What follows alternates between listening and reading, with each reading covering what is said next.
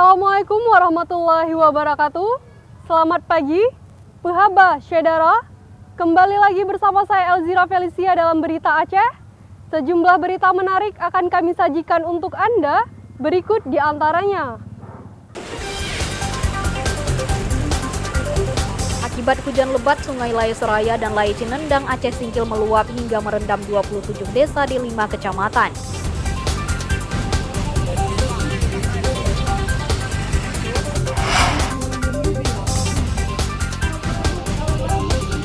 Para petinggi GAM ditantang Komite Peralihan Aceh KPA untuk berjuang melalui jalur politik.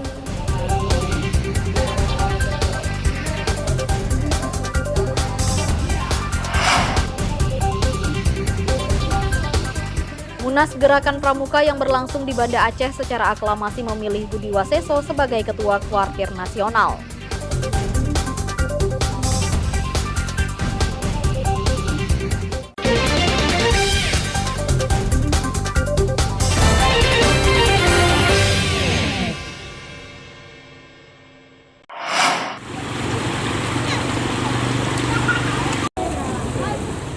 Baru saja menikmati hidup normal, banjir kembali melanda dan merendam 27 desa di 5 kecamatan di Kabupaten Aceh Singkil pada Senin pagi.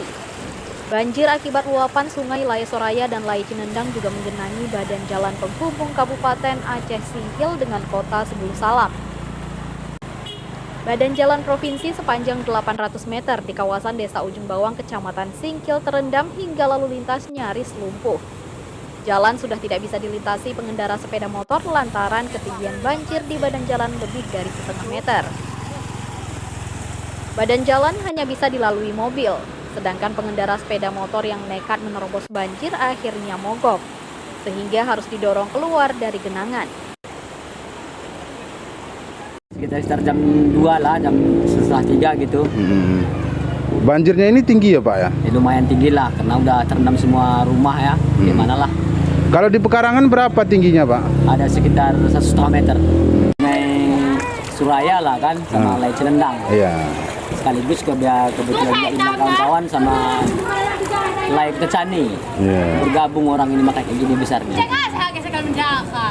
Ada perabotan yang terendam Pak? Ya, ada juga lah sebagian yang belum sempat diambil. Banjir merendam ratusan rumah dan fasilitas umum. Sedikitnya 18 sekolah dasar dan sejumlah sekolah lainnya terendam. Banjir juga merendam masjid dan perkantoran di kota Singkil. Meski banjir terus meninggi, warga bertahan lantaran tidak punya pilihan. Mereka sudah pasrah meski tidak mencari rezeki akibat banjir. Nazarudin melaporkan dari Aceh Singkil.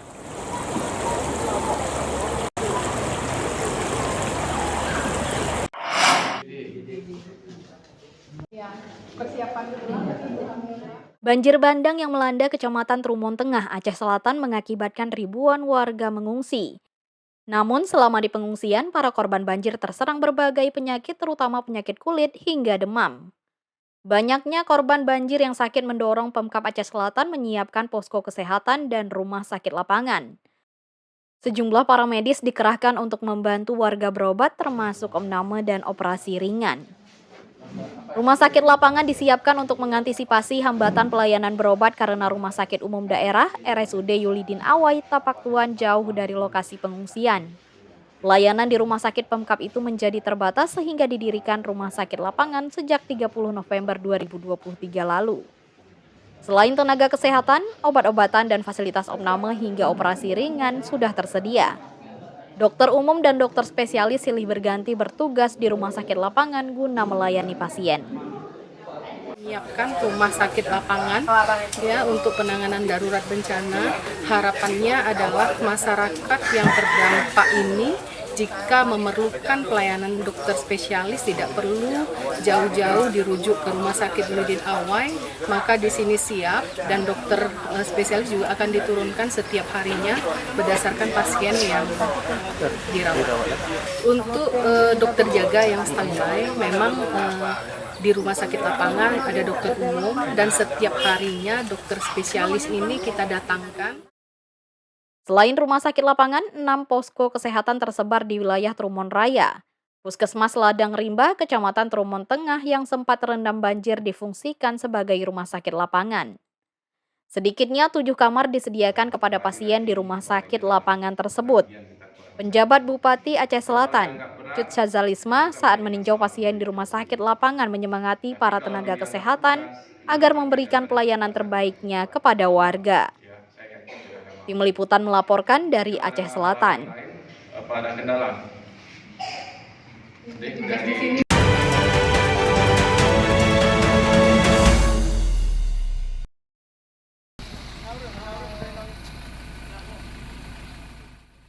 Petinggi GAM diminta untuk sukseskan pemilu.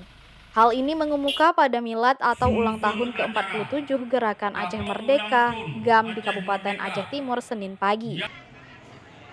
Peringatan yang dihadiri sejumlah tokoh GAM dan anggota Komite Peralihan Aceh KPA se-Aceh Timur sekaligus menyiapkan generasi menghadapi pesta demokrasi. Para mantan GAM diharapkan menyukseskan pemilu di Aceh Timur dengan mendukung caleg yang memperjuangkan masa depan rakyat. Target kita di pemilu di pileg ini untuk DPRA kita berusaha 5 kursi. Siap. Berlak 2 kursi, ID 2 kursi, Simpaulim 1 kursi. Konsultasi partai, kita turun ke lapangan, bahkan saya instruksikan ke caleg-caleg door to door. Kalau memang yang sudah di belakang kita ada punya salah, minta maaf ke masyarakat. Kita sebagai manusia dan baru belajar, baru turun gunung, untuk berpolitik pasti ada salahnya. Jadi dari itu semua kita rubah. Sangat antusias ya, masyarakat sangat mendukung perdamaian ini. Terus ke depan juga harus MOU ini harus disempurnakan dan kita pertahankan sesuai dengan tujuan kita bangsa Aceh. Penyerahan santunan kepada puluhan anak yatim dan tausiah agama Islam yang disampaikan oleh Abu Alipaya Pasi mewarnai syukuran 18 tahun perdamaian Aceh yang diwujudkan melalui kesepakatan bersama di Helsinki, Finlandia. Tim Liputan melaporkan dari Aceh Timur. Hasan bin Muhammad.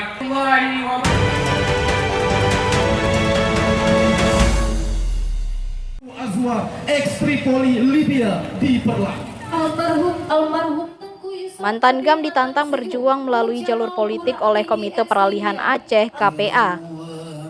Tantangan ini disampaikan Burhan Syah, Ketua KPA Wilayah Langsa sebelum doa bersama dan tausiah agama Islam pada milad ke-47 GAM di Desa Kuala Langsa, Kecamatan Langsa Barat. Saat ini mantan kombatan tidak lagi zamannya berjuang dengan senjata atau memberontak, tapi berjuang melalui jalur politik atau parpol peserta pemilu. Ketua KPA Wilayah Langsa, Burhan Syah, mengajak para mantan kombatan untuk bersatu membangun Aceh. Kekompakan dan persatuan akan dapat melanjutkan perjuangan sesuai kesepakatan MOU Helsinki. Hari ini adalah hari milad peringatan Gerakan Aceh Merdeka yang ke-47 dan ini merupakan momentum dan juga agenda tahunan akan dilakukan setahunnya, dan ini adalah nyata bahwa perjuangan yang dilakukan masih ada, tapi di luar jalur kekerasan maupun jalur perang, tapi ini lebih pada perang politik yang dilakukan. Hari ini kami berharap penuh kepada semua mantan kombatan GAM yang ada khususnya di Langsa agar bersatu satu padu merangka melaksanakan tugas-tugas ke depan yang besar. Para mantan kombatan GAM ditantang berjuang melalui jalur politik. Karenanya mantan kombatan GAM yang sudah melebur dalam Partai Aceh harus bersatu untuk menarik simpati rakyat. Maimunzir melaporkan dari Langsa.